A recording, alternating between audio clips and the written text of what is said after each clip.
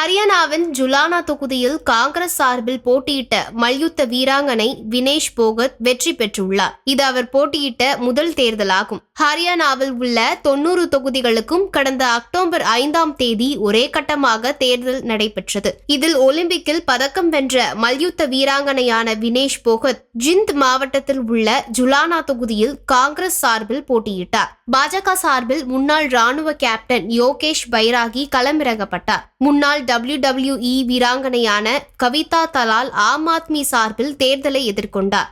இந்நிலையில் இன்று வாக்கு எண்ணிக்கை தொடங்கி நடைபெற்று வருகிறது.